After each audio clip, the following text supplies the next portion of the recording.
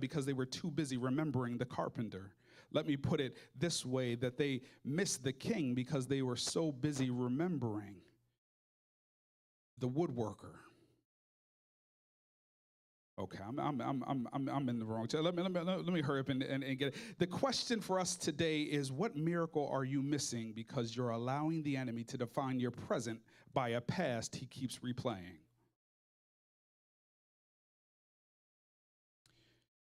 See, the enemy is good in reminding you what you used to be. And we use that past in order to disqualify us for our future. And we stay in our present tied to our past, when our past, we don't even understand, is our ticket to our future, not our disqualification. And even in this text, we see that they did it to Jesus, where the people around him couldn't even receive what he had because they couldn't see what he had become. They could only remember what they thought they knew of him. And a lot of time, and as you read in verse 4-6, you will see that the word says that Jesus was amazed at the unbelief and that he couldn't even perform any miracles because of their disbelief. The mere fact that they couldn't even break out of the box that they had bound him in because they couldn't see him as a Christ because they kept referring to him as a commoner.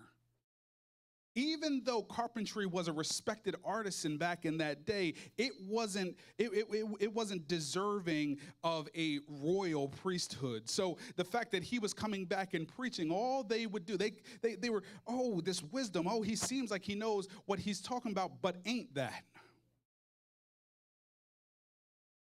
There is no bigger detriment or weapon against your future but the phrase, but ain't that?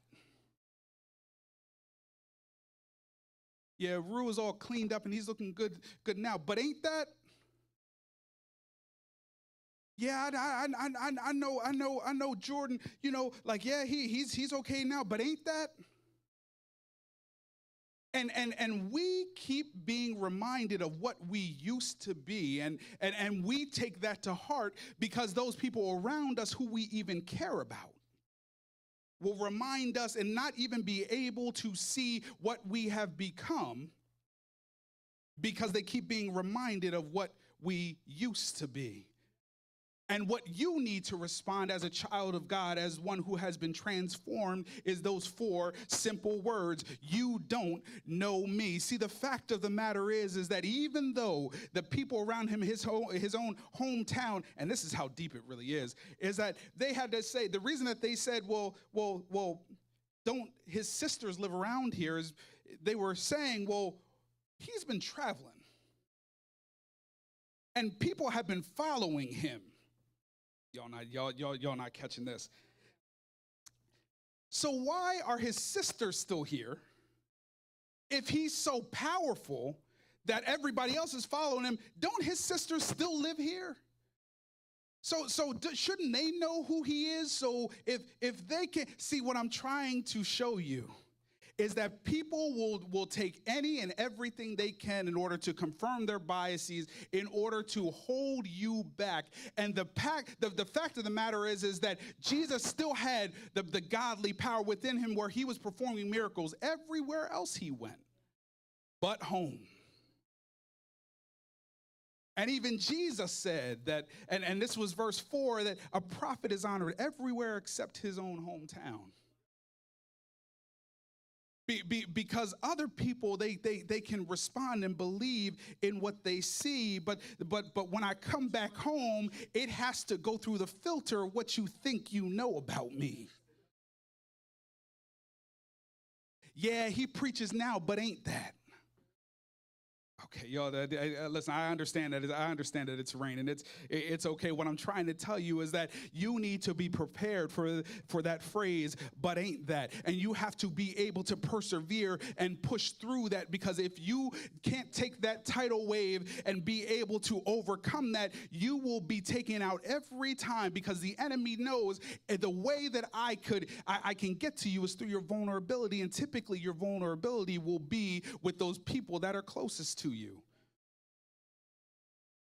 You have your defenses up when you're around other people, but when you're around those people who you think you know and you think should know you, your guard is down. That's how you get the knife in your back, because you typically don't turn your back to danger.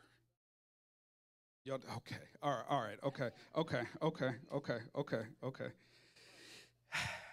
The prison of perception. See, you can't let their old lens blind you to God's new focus.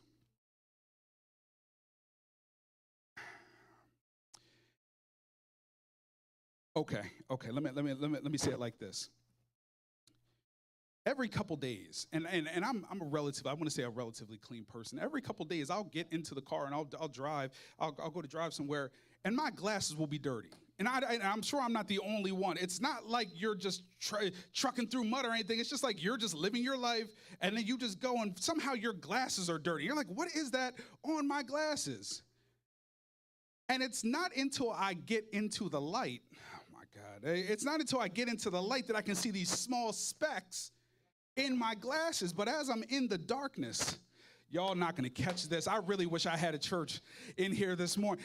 If I'm in the darkness, if I'm in a situation where I don't need full clarity, I don't see the specks in my glasses. It isn't until I get outside that I'm like, what in the world is on my, I got to find a cleaner cloth. I can never find. I know I'm not the only one who can never find one of those glasses cleaning cloths. And I got 40 of them. I've been wearing glasses since I was like 7. And I can never find them. And I'll buy like the 10 packs off Amazon. Like I would get like a whole like 10 pack of those little microfiber cloths, and I still can't find one. But I gotta find one. I gotta clean my glasses off. And then when I do finally clean my glasses off, it's like complete clarity. Oh, okay, that's better. That's better. What I'm telling you is that your imperfections will not come into view until you try to step into the light. As long as you stay in the darkness, people will not bring up your past. As long as you are in the darkness with them, it's okay, because their glasses are also coated. But as soon as you step into the light, all of a sudden, but ain't that? Yeah, you telling us you don't drink now, but didn't you used to? Oh, you don't smoke now, but I remember when, yeah, and they will go through the line in order to discredit you. What I am telling you is that if they did it to Jesus, what in the world makes you think that they won't do it to you? And there is a prison of perception that as you perceive a thing, it becomes that thing. I think that the phrase is that perception is reality, meaning that it doesn't matter what that thing actually is, depending on how you see it is what it is. And that there is a pastor that Airleys and I love by the name of Dr. Darius Daniels, and he says a lot. The phrase that he says is that the God you see is the God you get. And I'm going to say that again. The God you see is the God you get. Give me a little word for that. Let's go right back into Mark, the 6th chapter, where Jesus is saying that he is amazed and he can't perform any miracles because of the unbelief of what they saw, meaning that they saw the carpenter so they couldn't get the Christ. They put him in a box so they couldn't get, their expectation had been limited to woodwork, not miracle work. And that is what we are struggling with today, is the mere fact that because we don't expect it, we don't get it. And God cannot go beyond our faith, because he's not going to drag you anywhere that you don't want to go. And I've said this before, and that you have to till the ground with your expectation in order for a miracle to come through. You are not going to get a miracle if you don't expect anything to happen, especially if you expect nothing to happen. See, because you have faith. You have faith. We just put faith in the wrong things. You're not expecting something to happen, meaning that you're not expecting a miracle, but you're expecting nothing. That's faith. When you don't expect a miracle, you're expecting nothing. And in the same way, where the people around Jesus, they expected nothing, because even though he's talking good, but ain't that? And now that same Christ, that same resurrection power that resides within him, where no matter where he went, he was able to do these miracles. He couldn't even come back to his hometown because it had to filter through the lens of the last 30 years. And it wasn't like Jesus was out there acting crazy while he lived there. It was just that, well, he wasn't performing no miracles while he was here. Now, why all of a sudden is this going to change? And the same thing with you. See, what I'm trying to explain to you is that your God is a God that is an instant transformation, where you can be doing something yesterday, and through the power of God residing in you could take that taste out of your mouth to all of a sudden you can't even stand what you used to love. But that is an internal change that happens in you. So what happens is that a lot of times, even though this transformation has happened internally, our external still looks the same. So when people are looking at us, they weren't looking at us internally when we were in our mess. They were looking at the outside. See. Well, what I'm telling you is, oh my God. So there are certain addictions that have an outward expression. Some drugs might cause you to lose weight. Some drugs might cause you to have tracks on your arms. There might be some alcoholism causes you to gain a lot of weight, or for your eyes to be bloodshot all the time. Some certain things might cause for your skin to smell like what you've been partaking in. So when you're in the thing, there is an outward expression, an external expression that is occurring. But and that's the physical, that's the world. What you see is what you get. But then when you have a spiritual transformation, your external doesn't change before your internal does. Which means that the people that you were around and that were with, they're not going to see the change until after it happens. Meaning that they're going to keep reminding you of what you used to be because they still see the same outward appearance. Let me put it this way. When the prodigal son went back to his father, he couldn't have cleaned up. He had no place to clean up. He was eating with the pigs. So he had to go back to his father dirty. And the transformation occurred to where after he had been accepted back, he was able to get clean and partake in the feast. But before that, he was still dirty. And what I'm trying to tell you is that you are still going to look dirty on the outside, even though you're clean on the inside, and you will be judged for it because they will be reminding you, aren't you that carpenter? Aren't you Mary's son? Aren't you the same guy that used to be around here for 30 years doing this, that, and the third? Now all of a sudden you've been gone a year and now you preach? Okay, yeah, sure. Aren't you the one that relapsed over and over and over again? Now all of a sudden now you in the Word?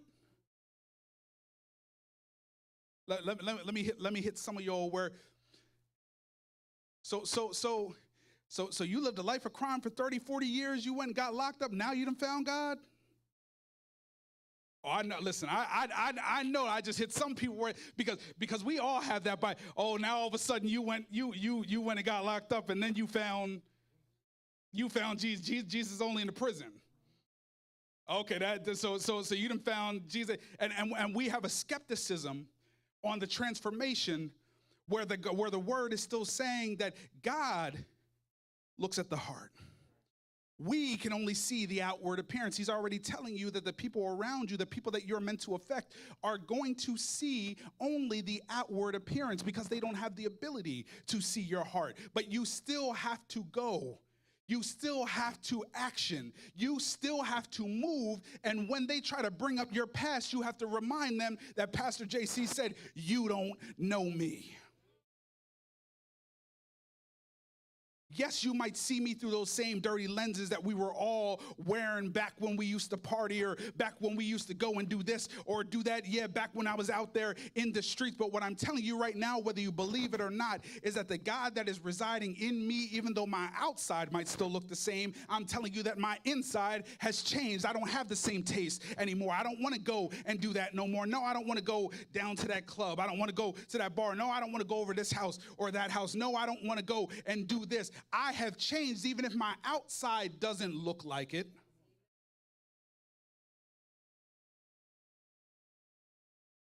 And let me tell you where this starts. At home. With you in the mirror. Because there is no harder critic than ourselves. And you're the one, after your shower, in the morning as you're brushing your teeth, have to look at you in your face and see that person who you have been looking at for however many years you've been alive. And you remember. Because the enemy reminds you. You don't even need an external reminder. You can see that mark on that scar that's on your face, and you remember how you got it.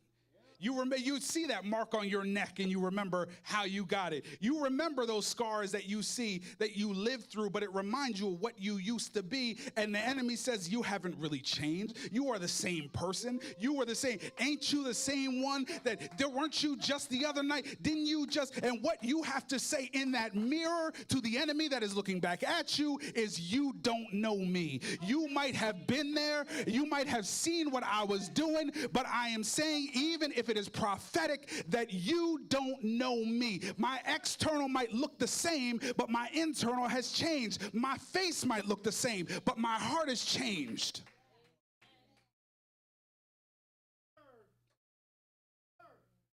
This message is to encourage this morning, because even though you might go through a transformation, the transformation has to happen on the inside before you can see it on the outside. A lot of us, especially in this society, we want those get-rich-quick schemes.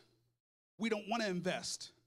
We just want to take the 200 and flip it to 400 in 24 hours. We want that kind of stuff.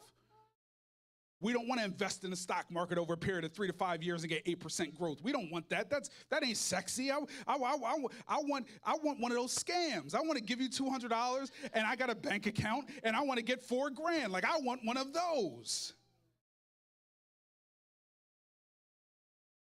So we don't want to put any time and effort into it. But what I'm telling you is that the transformation of God, even though it is instantaneous, it happens on the inside, but takes time to come out on the outside.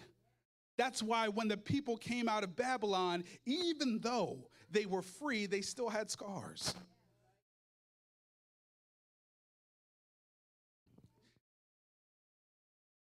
I'm going to use my sister to preach a little bit here. I know she loves that.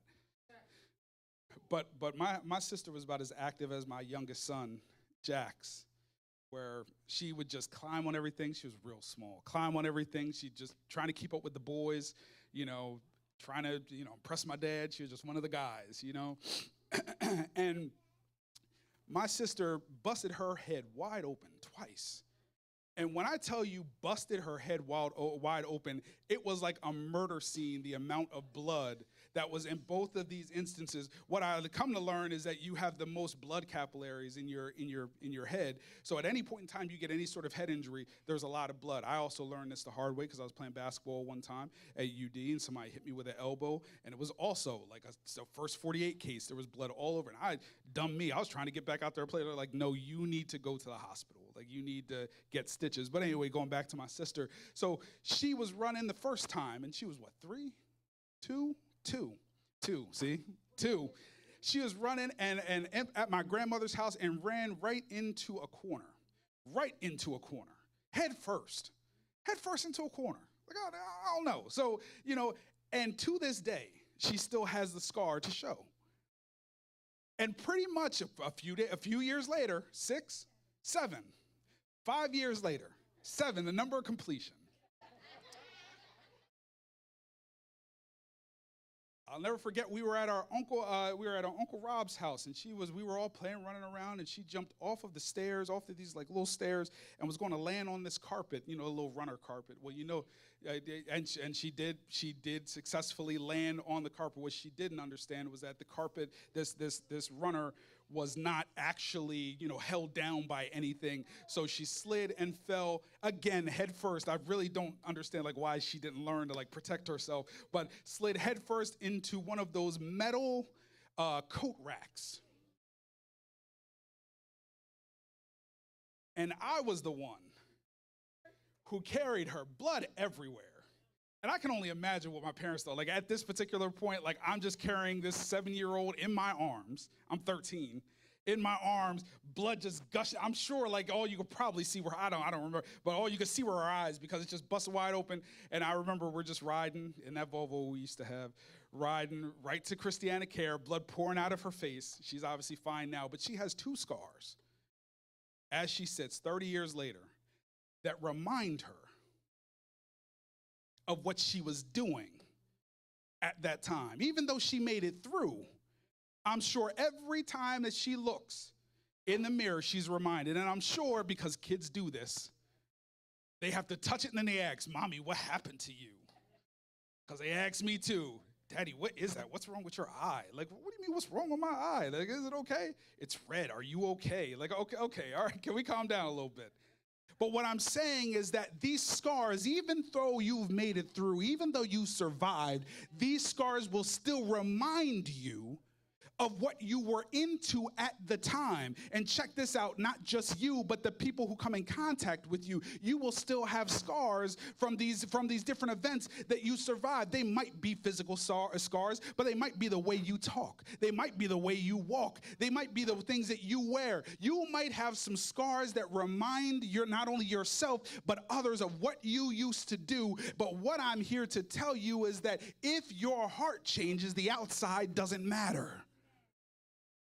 God is not looking for an external sacrifice. He's looking for an internal sacrifice. Because I will tell you something. As sure as I stand here, I have seen more people better dressed than some of the better dressed than well, me for sure, right? You know, but I've seen several people that are dressed to the nines but are on their way to hell. I know it for a fact. I don't even judge people, but I know.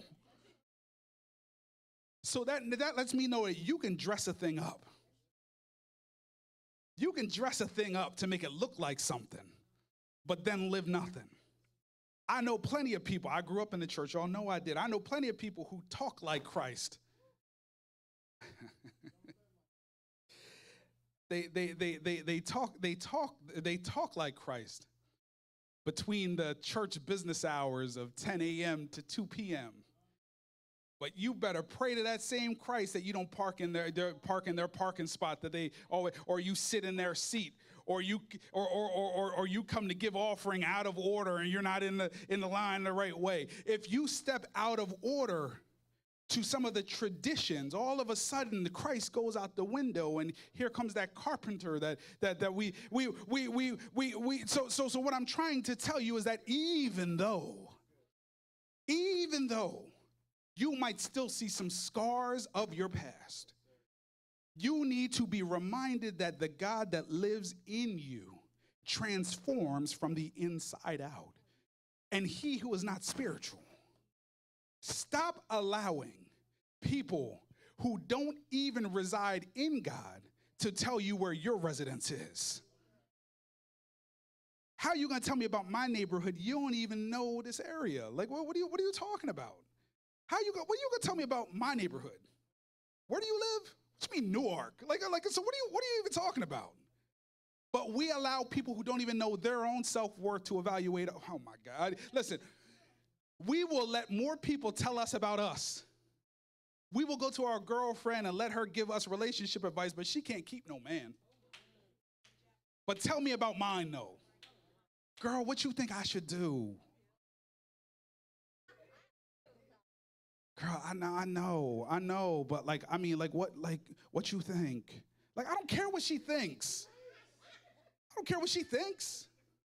Why don't she think for herself? Like, why is she alone?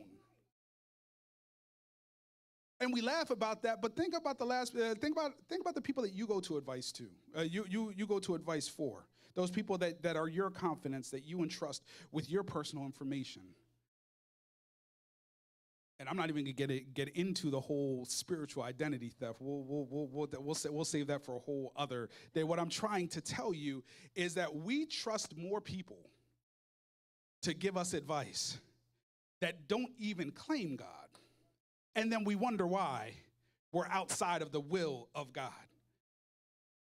If I keep going to someone who is not from the area for directions, how can I be surprised that I'm lost? Y'all not talking. Y'all. Why would I go to a tourist for directions? You're not even from here.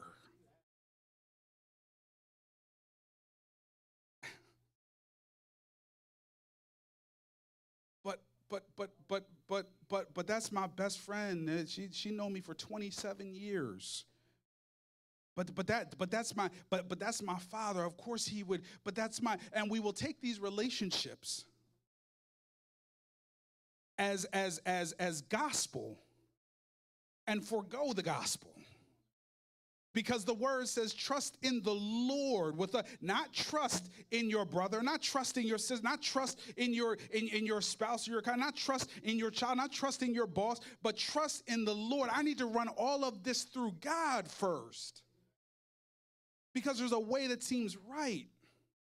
It seems right. It seems okay. It seems like I should.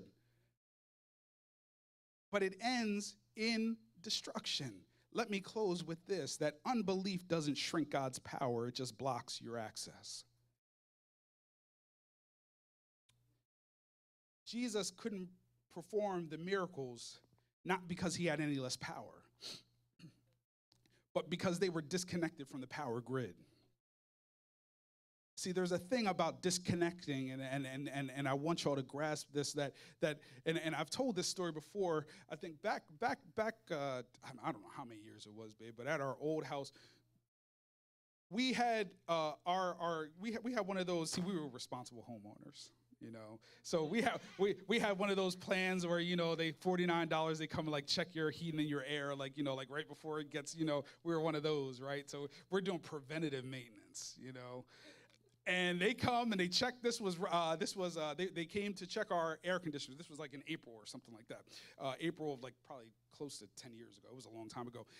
And they checked. Oh yeah. Everything's fine. You know, I was like, okay, fantastic. You know, because I've already paid my 49 or 89, whatever it was. So just tell me everything's okay and get up out of here. Sign the little paper that you need to do to say that everything's okay and get up out of here. Yeah, everything's okay. So they go ahead and they leave. Well, for whatever reason, that week was the hottest week in that year thus far. And it was blazing hot. We go to turn our air conditioner on that he just told me was fine. And it doesn't work. And I can actively see the thermostat going up. It's 80-something degrees in my house. Now that's normal for, you know, my mother's house. You know, they like 80. I'll be like, oh my God, like, are we outside? Jordan would be like, nah, go outside, it's cooler. I'll be like, but it's 87. Yeah, it's cooler. Like, okay, all right, let's go out back. But it is so hot in my house, and I'm wondering why. He's already said, so they have to come back. And it turned out that he had, when they go and they do this test, they basically, so that the fan doesn't cut off, they turn off, they disconnect something. I'm sure one of you HVAC people know what I'm talking about, because I really don't. They disconnect something so that the fan doesn't cut off. So the fan keeps going on. Well, because the fan didn't cut off, it burned the motor up. So now it burned up the blower motor. So now it wasn't blowing, even though it was turned on, I could hear the air conditioner working, but there was nothing coming through the vents. There was a disconnection that even though the air conditioner was working, some of y'all are gonna see where I'm going. Even though the air conditioner was working, there was nothing blowing that cold air from the air conditioner through the house. There was nothing wrong with the air conditioner. It was just that the blower that was inside of it was not blowing the cold. It was still generating cold air, but there was nothing blowing it through the house. What am I telling you is that you can still be, you can still be in God, but not of God, because you can be around the power, but not connected to the power. Am I saying it? I mean, let's go back to the text. Let's go back to the text. They were with Jesus. They were in the midst of God. God was there. His power was there. But they couldn't access it because of they were disconnected from the power, even though the power was there and ready and available. It was almost like they weren't even plugged into the wall, even though the outlet was there just waiting. And a lot of us, we sit here in this building, and I'm done. We know that God is showing up every single week, and we sit in his presence, but we don't tap in. We sit next to the outlet, but we never plug in. We hear the air conditioner blowing. We hear it running. We can hear it on the roof, but we don't feel anything coming out of the vent because we hear the power. We see the power. We see it being manifested in others, but we're not connected. So then all of a sudden we are not experiencing it for yourself. What I'm telling you is that, and I'm all in the word this morning, is that you can sit next to the pool. Wasn't there a man who sat next to the pool for 30 years? And that pool would get the bubbling, and they would hurry up and get in. And he said, I want to be healed, but I can't get in. I can't get in that pool, Bethesda. I can't get in the pool and get healed. I can't get there. And Jesus said, you don't need no pool. You don't need no pool. You go ahead and be healed. What I'm telling you is that the water's troubled. And you continue to struggle because you want to. The power is available, but you're struggling because you won't plug in. The air conditioner is working, but if you're not next to the vent, you won't feel it. You need to get connected in a way where you need to stop letting your past hold you back. Stop letting the people around you hold you back and try to tell you why you don't deserve to be close to the vent. You don't deserve to be close to the fire. You don't deserve to be plugged in. You don't deserve these things. When God said that the word said that all unrighteousness is sin, and we were all born into iniquity. There is nothing and no one that is worthy of what God has. It doesn't matter how good you've been. It doesn't matter how long you've been saved. You are still the same dirty mess that I am. And I am still the same dirty mess that you are. The only difference between me and you is that I have accepted that even through my dirty mess, I've been covered. There's this spiritual detergent that has made me clean in a way that I couldn't even make. I kept trying, and it wasn't like I didn't try. I tried detergent after detergent after detergent. But the one thing I did learn, and I can't really make eye contact with my wife because she's like, detergent, like how do you even know those terms? Because you don't even wash in our house. Like, okay, like I'm in the word right now. All right. I remember when I went to college, and when I first went to college, I had to fend for myself, and my mother would tell you that I never washed no clothes before I went, right? So I didn't really even know how those things worked, but we did have washers and dryers in the basement of Christiana Tower, so I had to take my dirty clothes down there, and I realized that I needed detergent. I was like, why is that not here? Why? Like, is that not in the washer? Like, how does that? Like, where is that? So then I had to go to the supermarket and get detergent. And you know me, I wasn't even reading the label. I was like, which one here is the cheapest? Let me see. I want the smallest bottle and the cheapest whatever it was. I forget what it was at the time, but I know it's nothing I've ever seen in any of the houses I've ever resided in. It wasn't no All, it wasn't no Gain. It was like something wild. Like, it was just, some Acme brand. It was like soap. Yeah, right? It's like called like Bubble Clean, like one of those. And I grabbed it anyway. I was like, all right, $2, perfect. I ran back, go wash my clothes. And when I tell you my clothes smell like clothes, like, have you ever, like, it didn't even smell, it just smelled like fabric. Like, it didn't even smell like anything. Like, have you ever, like, oh, that's like a little rosy smell. That's like a little, like original scent. It wasn't even original scent. Like, it just smelled like, I was just like, I mean, it ain't got no stains on it. Like, it don't smell like anything. But I mean, okay, all right, listen, I'm out of there because I done paid my $2. I'm good to go, right? We laugh.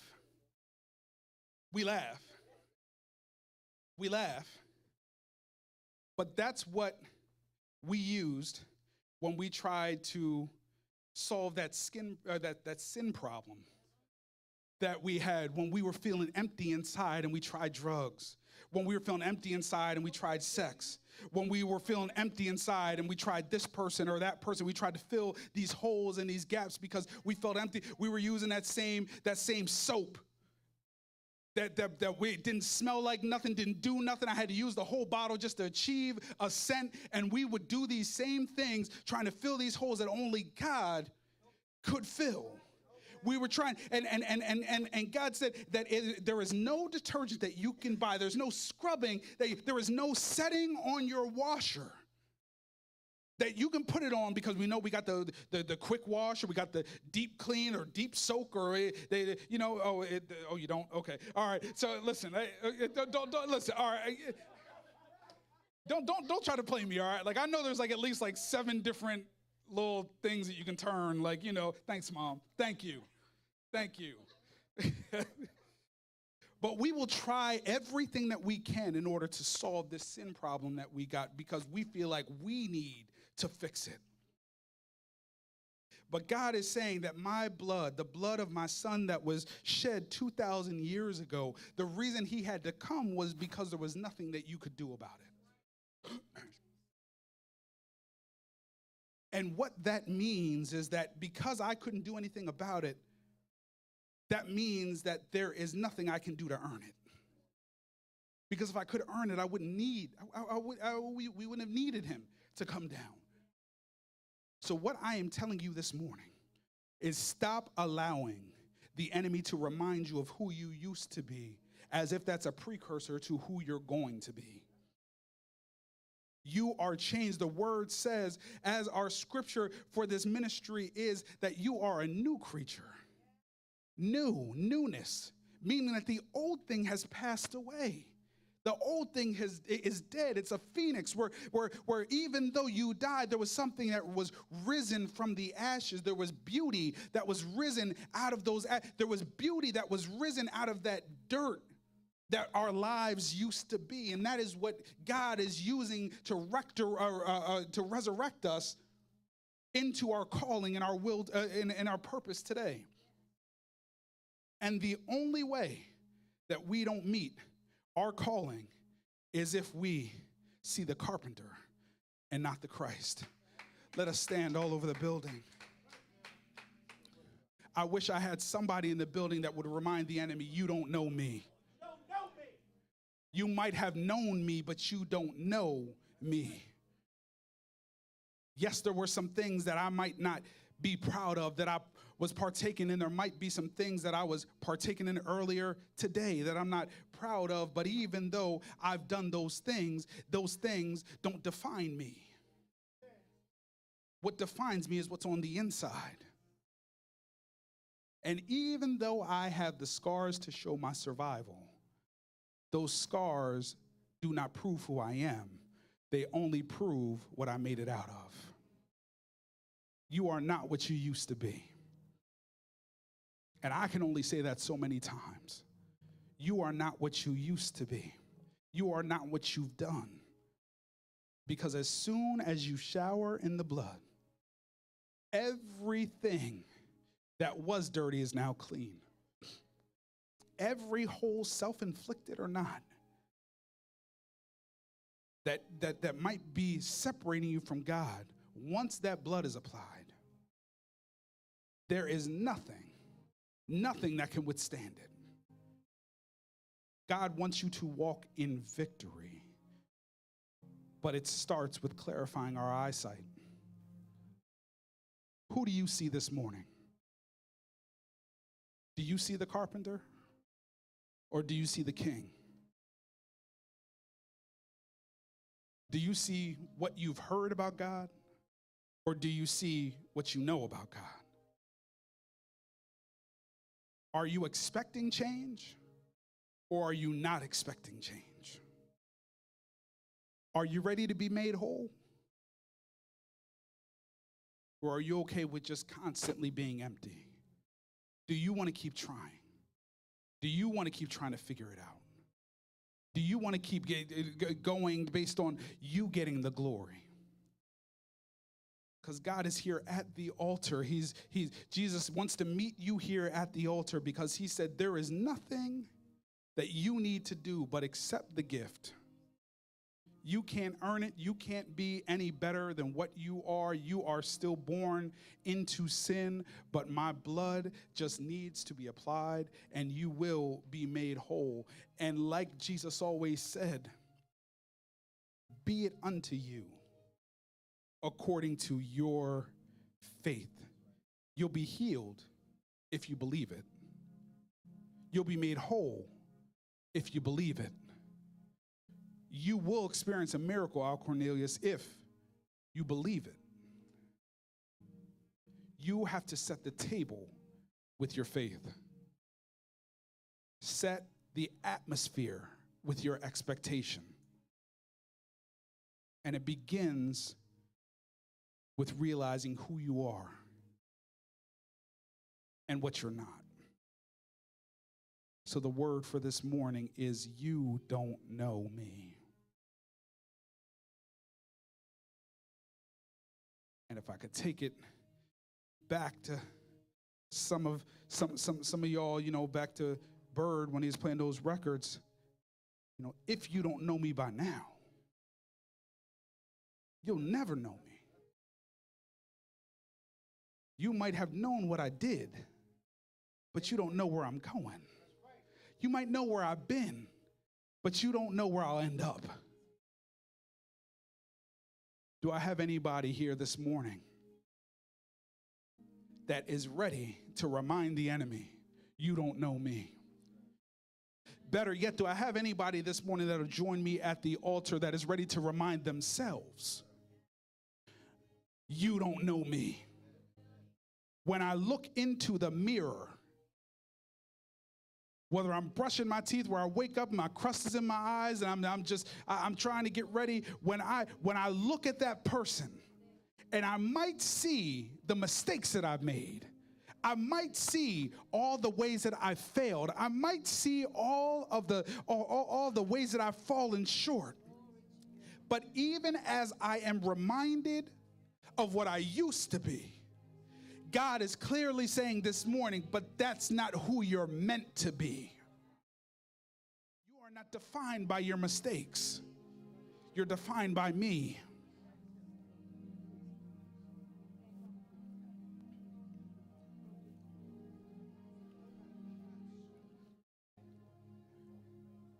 There is power,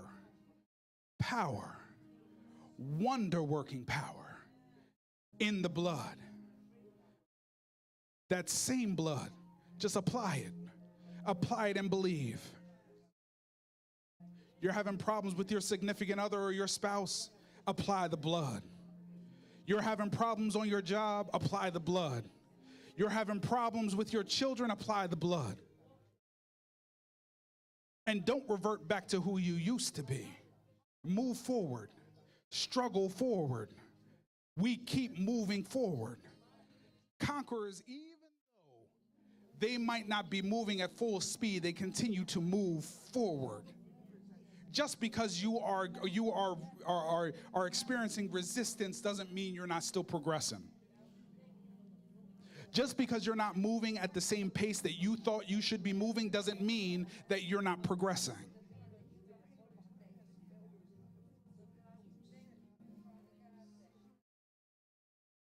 You will make it.